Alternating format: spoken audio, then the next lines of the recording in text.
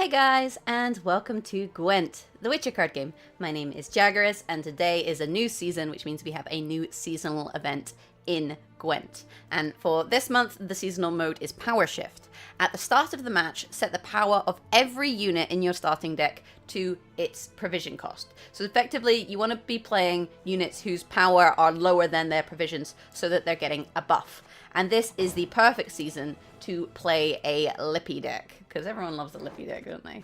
And it also means that the Witcher cards are able to shine. So, we are running an Ursine Ritual deck. The reason we're running this is to synergize with our Cerys in order to be able to thin the Drum and Shield Maidens and make a tempo play with that.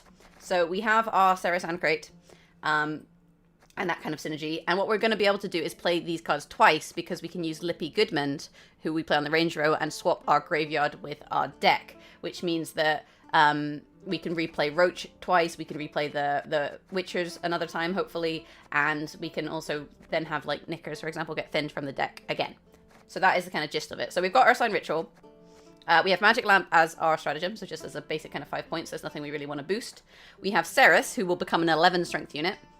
And when we play her, she'll spawn a Drum and Shield Maiden on the row, which then we're not going to play her range row, we're going to play her melee. And then what we can do is damage one of those with our leader, and when that happens, it will summon the rest of them from the deck. And then if you cycle these cards back into your deck with Lippy, you will be able to do that again. We have Royal Decree, and it'll just find target cards that we need. This deck does also like Mata, but I felt that it was better to have toll removal in this matchup than it was to have Mata, so I made the executive decision to run Geralt of Rivia instead. Also, he is a 3 strength body, so he'd become a 10. We then have Lippy. We're going to use this to cycle our cards. We have Geralt for toll removal. We have Geralt Igni for toll removal. We have Roach, so when we play a gold, we'll get an extra 10 points. We have Knickers, will become a 9 strength point card, and he just jumps out of your deck at any random point, basically. That's kind of how this card works. This deck does have a lot of mulligan targets, though, because we don't really want to have Roach in our stack hand. We don't want to have Knickers. We also don't want to have 2 of our Witcher trio. So we have Eskel, Vesemir, and Lambert. And when you play Eskel, he would summon Vesemir and Lambert. Similarly, when you play Vesemir, he summons the other 2. When you play Lambert, he summons the other 2. So this is a 24-point play. It does play straight into Igni, though, so just be a little bit cautious of that in terms of the way that you position your cards. We have the prize-winning cow, which is a 1 strength body, and it becomes a 6. And then when you transform it, it becomes a 10. So, you know, it has much more survivability in this matchup. And it also means that with your extra Ursine Ritual charges, if you have spare ones, you can damage this and then transform it so the damage is negated. We have Ermion, plays an alchemy card from our deck, and he's going to play for 8. And we have plenty of alchemy cards, so we have 1 Freya's Blessing to resurrect something. We have our Stribog Runestone. We have our Golden Froth. So we have our 3 alchemy cards there in order to gain value from those. We have 1 Svalbard Priest. Every ally turn on turn end, damage the ally unit to the right by 1, then boost self by 2. So we can just use this as an engine, and it has a bit more sticking power because its power has gone up to 6 instead of 3. We have our Shield Maidens. They're going to be a little bit weaker, but because Cerys is that much stronger, I think they're still worth running. Then we have some removal options. We have a Gutting Slash, damage unit by 4, Bloodthirst 2, damage unit by 6, and 2 Stunning Blows. We then have our Savage Bear package, which is just good. It's good and it works nicely with graveyard synergies. You know, you play the bear, you gain a charge for each Savage Bear in your graveyard, so if you have one in the graveyard, then that works. And we have some Iron Falcon Knife Jugglers as filler. These are 1 strength bodies, but they're going to go up to 4, and you give 2 random enemy units bleeding for 2 turns, so, you know, it's an 8 for 4, which is, I think, pretty good.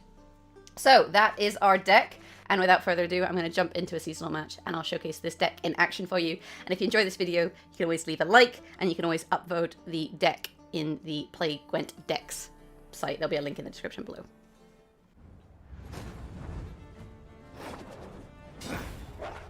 Let's get this over with.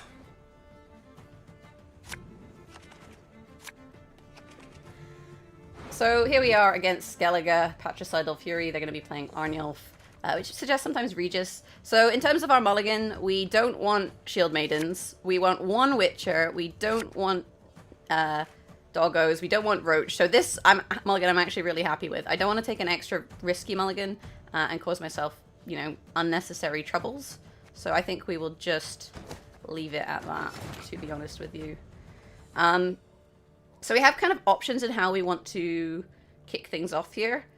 And I think what we are going to do is maybe just play Cerys and just go tempo. We could play Witchers, but like I said, it does play into Igni, which we don't really want to do. So instead, let's play Cerys. Whoops. Cerys on the melee row. I'm ready. And there's a lot of points, right? End turn. End turn. Oh, actually, these go up a point. I said they went down a point, but they go up a point. I'm having a blonde moment, and I've got dyed red hair, but I'm naturally a brunette, so that doesn't even make any sense. Jaggerous, you're talking nonsense. But we did play 34 points in one turn. So the scary thing at this point is just that we don't have our good friend Lippy, but we will be able to thin the deck, I think, relatively consistently. You know, this is going to come out. These are going to come out. This deck thins quite a lot. Okay. And we have Roach here that currently blocks the, it does currently block the, Igni. We could just play them though on the front row. I think we do just want to kind of get cards on the board at this point and just thin the deck as much as possible. Because these we want to be in our graveyard, right? So that when we play Lippy, we can play these cards again in round 2. We currently have 58 points and he has 4. So it's a little bit surprising. The other card we want to get into our graveyard is, of course, the Savage Beast. So that's something that we'd want to play as well. And our opponent has, in fact, passed. Well, that is a thing. That is a thing. Okay, so now we actually have to in the deck. Okay, we've got Roach out. We still need to find this boy, and we need to find Lippy, right? So let's hope we draw into, you know, targeted draw and stuff. Okay, but we have extra mulligans, and we can afford to mulligan a bit more freely now. So let's throw the Cutting Slash, let's throw the Juggler, and let's throw the Stunning Blow, Royal Decree. Yeah, so that gives us access to Lippy now, which means we can play it this round. In terms of an opening play, we have Ermion, which is going to give us Throth, which isn't great. We can play Savage Bear and float the charge. We could also just play the prize-winning cow. I don't really hate this. And because our opponent passed so early, we actually can just afford to try and bleed them here, which I think we're going to do. And then play Lippy this round in order to play, or maybe improve our chances of drawing into, you know, we can then improve our chances of drawing into these cards. Okay, so that is obviously something we do not want to deal with. We can transform this, though. You know, do we think he's going to be able to kill it in one turn? Maybe, though. In which case, maybe we just play this. Apply bleeding. Transform this and just get rid of that. And you can see the prize-winning cow there then becomes the 10. Knickers is on the board, so we're up to 23 points now. And we could also try and look to get card advantage on our opponent while holding cards like Geralt of Rivia, like Geralt Igni, for example. I think that gives us some good options. Okay, so he's playing Great Swords. So if this gets bigger, we can just kill it, right? We do have that option. And if he lines it up... Right, it's on a 9 at the moment. If we can line it up, then what we can actually do is... I'm just going to put this here. Is we can, you know, maybe get both of these with Igni. Although this is going to hit this and boost him, right? Yeah. So we probably haven't managed to line it up the way that we would like, necessarily. Currently, we don't have great options for the Freya's Blessing. Okay, so he's got Geralt. Ooh, so I'm going to take 1 bleed. So if I can damage this... Nah, it's not going to work. I'm not going to be able to line them up. I don't think. We could play Ermion Golden Throth. Froth? Froth?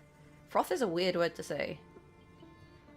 I don't hate it, because we do want to... This is also a card that's not bad to cycle. I can help you if you wish. And we'll just boost... We'll boost this a lot, I think. Because by doing this, what we're actually doing is playing around Regis a little bit, which is always nice. And... not playing into Igni, right? We got to be a little bit careful of that. This isn't really a great play for him because he's just killed these, which he doesn't really want to do. So the question is, do we play Igni here or do we play Geralt? I feel like Geralt is fine, but I also feel like Stribog is not bad either, right? We have the option to just do that and wait. See what my opponent does. Damage by 2, Bloodthirst, damage by 6 instead, so we don't have Bloodthirst. So we deal 4 damage, move an enemy unit to the other row. Damage it by the number... I mean, we can just disable this, right? So if we played that, we... Oh, but Drakar's really good with Jakar is really good with the Svalbard Priest. And we can kill this anyway, so let's just play this. We don't have to be ahead because he pieced out around 1 so quickly. We're kind of fine with this situation.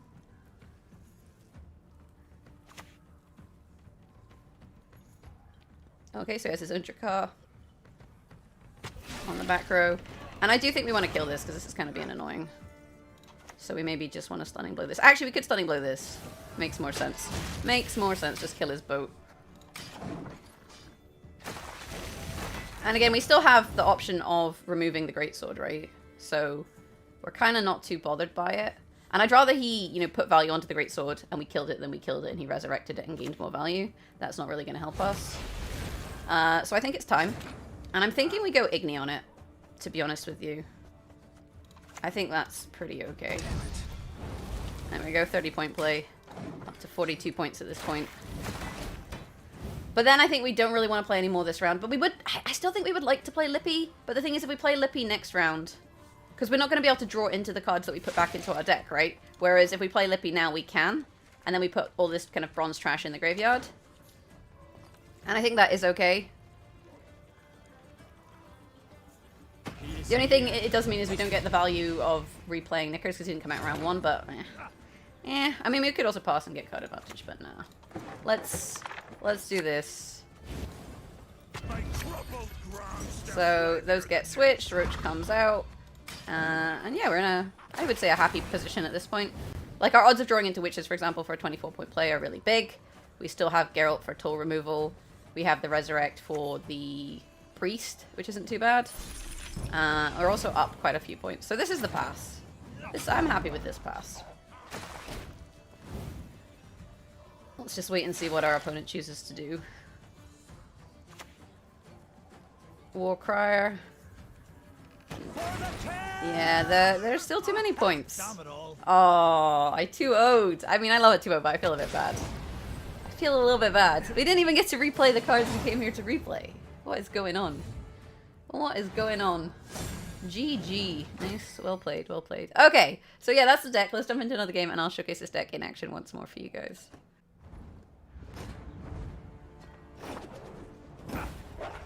The North shall tuck tail and beg for mercy. Okay, we're against Nilfgaard. Nilfgaard can sometimes mean mill, so having Lippy in your hand is great because then you just reset your deck. We do not want Roach. We do not want Skellige. I always hold on to Vesemir if I can. Royal Decree, good. So yeah, Mulligan went fine. We didn't get Cerys, which is slightly annoying, but we could Royal Decree it. We have that option, and then draw into good cards on the next round. Magni Division is going to be a 5. Oh, I just realized I have 1 Shield Maiden, so that is really awkward actually. How do I want to deal with this current board state? This plays into Igni, which I feel like is quite risky. And I can't decree Cerys because of this, right? This makes life awkward. Although we could manually thin these and then use Cerys for Queen's Guards. That's okay as well. What do I think? I think...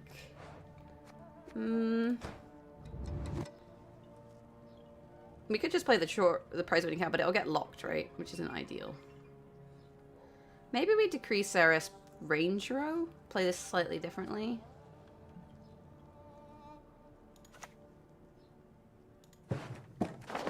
I don't hate it, you know? As a strategy, I don't hate it. He's gonna have to kill this. I mean, I guess he could lock it, which is still a thing. But there's no point creating a Shield Maiden when you can play one from hand. It just seems a bit silly. And this is one of the things with this deck is that you do have kind of a few bricks, right? That's something to be kind of wary of. And yeah, that's fine. So let's play the Shield Maiden. Use 1 leader charge. And then end our turn. And now I guess we can play the priest. So this is going to make Igni or thing 1, which is kind of annoying. Like, Shillard is not a bad card in this matchup, but I think it's fine. And you kind of just want to play cards here that you want in your graveyard, right? Like, we want the...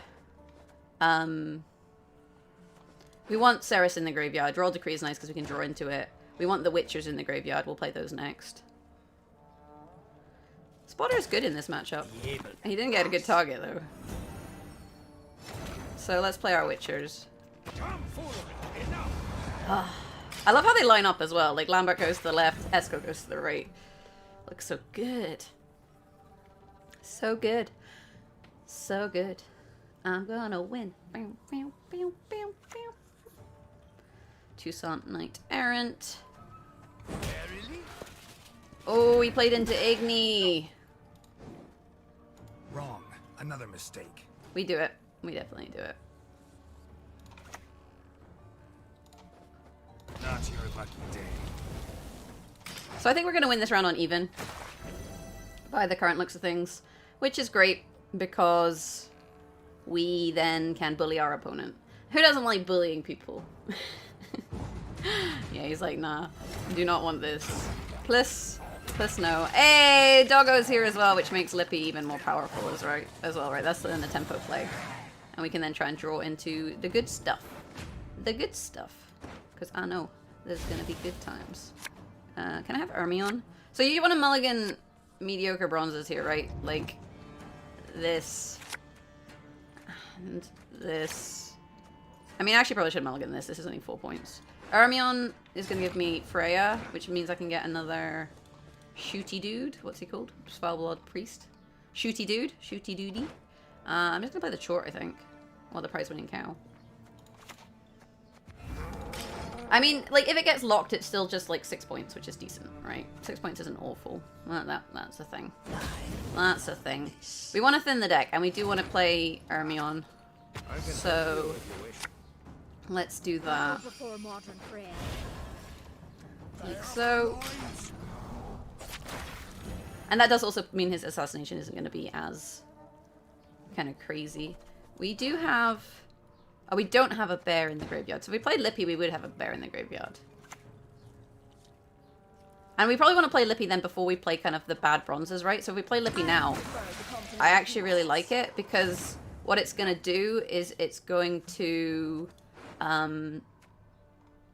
put all this stuff back in the deck, thin these, and then when we play these cards, they're going to go into the graveyard. So if we slot him in here, also we play around Igni, right? Because this gets damaged. There's Roach. Okay, yeah. Well, now Roach didn't play around Igni, but, you know. You can't always get what you want. You can't always get what you want. But you'll notice I've cut Morkbog also from the Lippy strategy. I just think it's overkill. I don't think you need it. Okay, Leo. That's fine. I'll do as you ask. This time. I'm just thinking how much more we want to commit into this round. Like, we can't always mulligan these, right? Let's play the bear. The bear is decent. Put some bleeds out. I mean, he can obviously pick this up and take it with him with his strategic withdrawal. Do we even care? I feel like I don't really care. It's kind of one of these situations where it's like, how much more do I need to play? We have Bloodthirst now. We can play the Golden Froth, I think that's fine. And then we have the Stribog Runestone to mulligan if we're gonna draw into Ermion. Actually, no, Ermion's on the board. I can't draw into Ermion. I'm telling lies. Okay, Fion's annoying. I think Fion's where we pass, right? And then we gain a card. So we'll just peace out now. I mean, he still has to make 10 points, which is... I guess it's not that much in the current version, right? This current patch, I don't think it's that much. But still, we get a card. So I think we're likely to win at this point. Ah, winning. Feels good. I feel so good. Come on. Letho Kingslayer. So I guess he's maybe running like Stefan and that. Do we even care? I feel like we don't even care. Oral Decree, that's amazing. Cerys, that's amazing. Oh my god! What are these top decks? So the risk is, I do not want this or this or this or this. So I think we just accept the Stunning Blow and the Gutting Slash. Because it's better than bricking our strategy. Oh, top decking like a boss. I mean, this gives me Igni anyway, right? Yeah, so I have access to Igni. So I basically top deck Igni, Cerys, and Vesemir. And I have card advantage. Thanks. So because we have access to Igni, I don't know if we want to do anything about this. I mean, we can hit it, but we only hit it for 4, which isn't really ideal. So maybe we just play the Runestone. Split 3, damage randomly between all enemy units. I think I like this, right? Because then we can actually kill this. So this goes on the melee row. And then we can gutting slash the Magni. And so he loses a bit of value there. And it's not really good. I don't think it's a good double cross target, right? Ooh.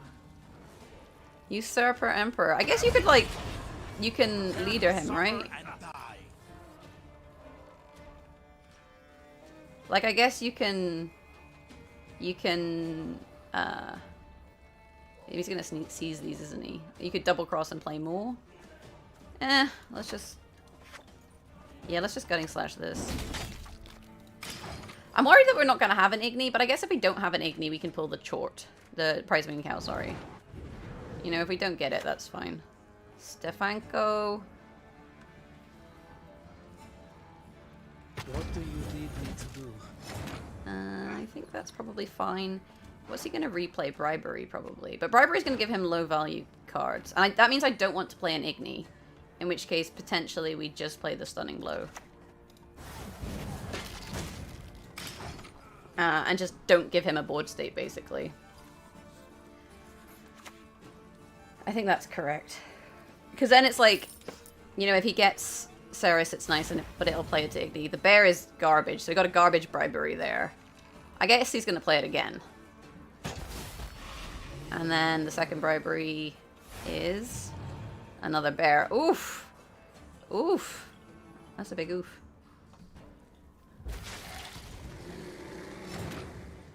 Alright, so this time around we don't currently have an Igni.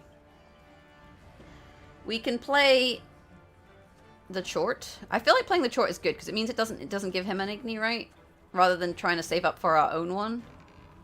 Like, I'm kind of happy with the Chort. It also gives us a target for Ursine Ritual. And we're going to pop it here just because... It's also not a good bleed target. We're going to pop it there just because I don't want it to get assassinated. An opponent is deciding. Oh, what are you deciding?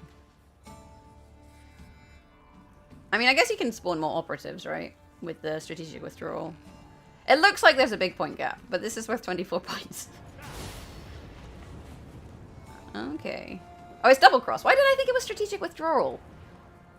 I'm ready. Oh, God knows. I'm glad I played my Royal Decree. I was just like thinking this is a certain ability and it's just not. So we'll do that. We'll do that. We'll do that. And I feel like he knows what's coming, right? Like, when you see this hand, you know what's coming. Ping that. Let's set up an Igni, because why the fuck not? And boom! 62 points to 35. Oh, we did have a card advantage, though. We did have card advantage. And, yeah, I don't know why I thought he was playing Strategic Withdrawal. I mix up the symbols, I think that's what it is. Double cross I always think is Strategic Withdrawal. Jaggerous, why are you so stupid? Impressively so. Anyway, you guys, that is my Lippy seasonal deck. You can make adjustments to it. Like, if you want it to be more consistent, you could take out Geralt. You could put in Mata. And then you could adjust a provision somewhere, right? Because you'll have a spare provision. I don't think the deck needs Morkvarg. I think you have enough tempo without it. And Morkvarg, because he would only go up to 8, you're only gaining 3 points there. Whereas I feel like some of these other cards are just more beneficial, right? So like, you could take this out and put in Mata. And then you have 1 spare provision to work with. Where you could maybe look at, say, the 7 provision cards and taking out the prize-winning cow.